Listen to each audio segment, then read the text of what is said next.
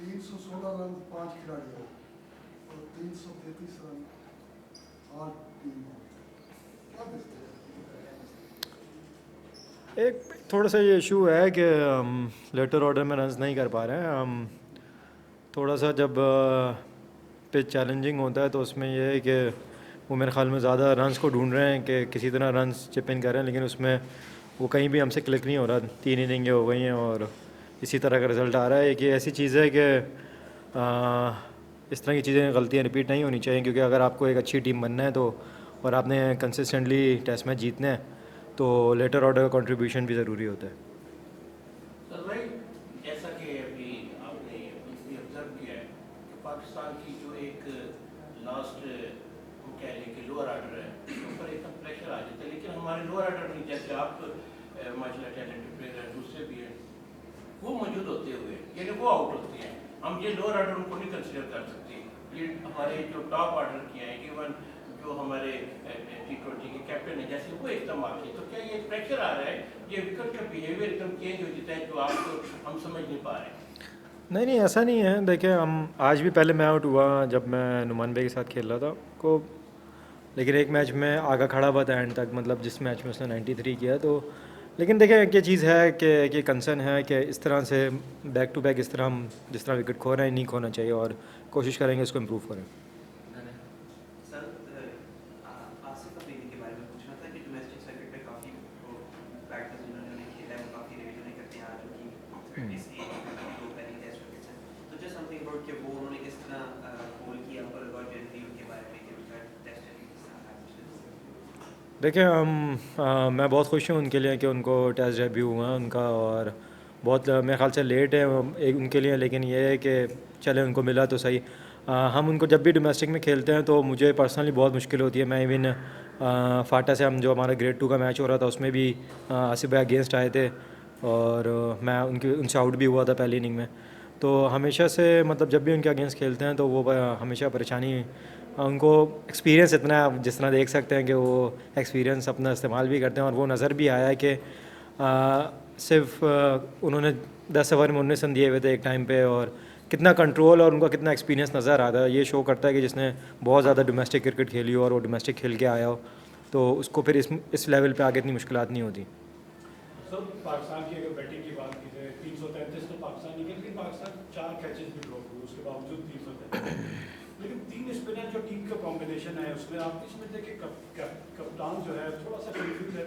अगर हम नुमान की बॉलिंग की बात करें, वो ऐसा बॉलर है जो लंबे स्पेल करता है, फिर अपनी लाइन और लेंथ मेंटेन करता है, तो कहीं ऐसा तो नहीं है कि उसको लॉन्गर स्पेल नहीं मिल रहा, छोटे छोटे उसमें उसकी वो लेंथ मेंटेन नहीं हो पा रही 3 स्पिनर खिलाने की वजह से, और इस टेस्ट मैच को आगे आप किस तरह फोर्सी कर रहे हैं, किस तरह जा रहा है? नहीं देखिए, हम ये कहीं भी मुझे नहीं ऐसा लगता कि मैं तो समझता हूँ कि और नुमान भाई का हाथ बढ़ जाएगा। वो माना कि वो लॉन्ग स्पेल करते हैं, लेकिन इन दी एंड वो भी इंसान है, तो उनको भी हो सकता है थोड़ी सी मुश्किलात आती हों लंबे स्पेल करने में। तो मैं नहीं समझता कि हम 3 स्पिनर खिलाना का कोई वो मसले की बात थी, और जिस तरह आसिफ भाई ने आपने उन्हें बॉलिंग करते हुए उनको देखा होगा, तो मैं समझता हूँ आखिर में उन्होंने ही हमें आखिर में 2 आउट करके ब्रेक थ्रू दिलाए, और मैच काफ़ी इवनली जा रहा है अभी। और मैं समझता हूँ कि कल आके जो पहला सेशन होगा वो हमारे लिए बहुत ज़्यादा इंपॉर्टेंट होगा। हम आके अर्ली ऑन आउट करते हैं और उनका एक अच्छी लीड हम लेते हैं और फिर स्कोर दोबारा से लगाते हैं, तो चौथी इनिंग इस पिच पे खेलना बहुत मुश्किल होने वाला है।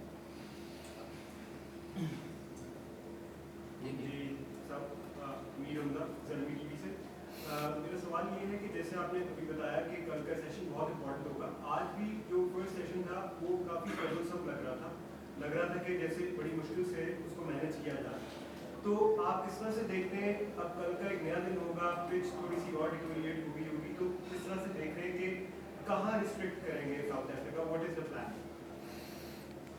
देखिए, प्लान तो यही है कि जितना जल्दी हम उनको आउट कर सकें। हम देखते हैं कि वो कल रोल कौन सा लेते हैं पिच के ऊपर। हम बहुत इंपॉर्टेंट होगा, क्योंकि मैं श्योर नहीं हूँ कि हो सकता है वो हैवी रोल लें, वो किस तरह पिच को खिलाए, और तो मुझे देखना पड़ेगा। हम मैं जिस तरह समझ रहा था कि पिच में स्पिन बढ़ेगा आज, लेकिन पिच बहुत बेहतर खेला है, इतना ज़्यादा स्पिन नहीं हो रहा था, और अगर हो भी रहा था तो बहुत टाइम मिल रहा था।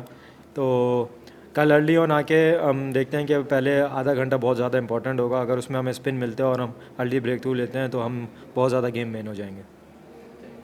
लास्ट क्वेश्चन, आप स्पिनर्स को अच्छा खेलते हैं और जो स्पिन को अच्छा खेलते हैं दैट मींस कि उससे नो हॉप पिच की है अच्छी।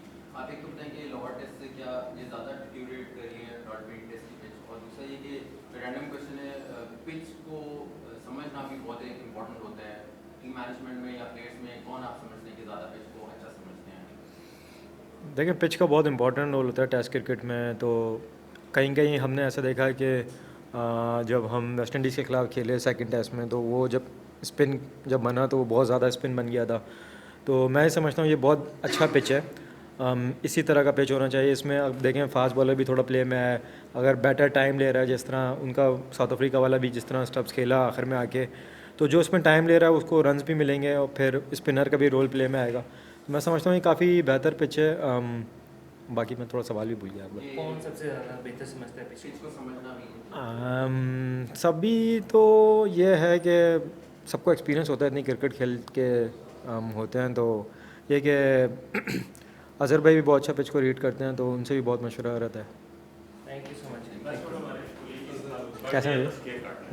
जाते हैं आपको ठीक है। साथ समझ में आ जाओ आनस आ जाओ, सॉरी यार आ जाओ यार, बाकी सारे दोस्त आ जाए। अनस नहीं है, पता नहीं उनको नहीं है लेकिन आ रहे हैं। अनस आ जाओ, इधर से तुम कराची माना तो हमने कहा चलो हम लोगों का टाइम भी है निकलने का, बस 1 मिनट में कर ले भाई, कौन करेगा यार वीडियो या पिक्चर क्या करते हैं? तो बना दो फिर पिक्चर वीडियो रहने दें, मेरे बात से पिक्चर वीडियो रहने दें, आपको भी काट लें बस।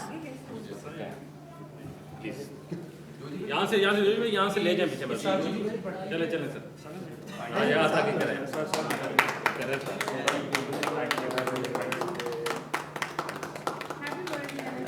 हैप्पी बर्थडे जी, बस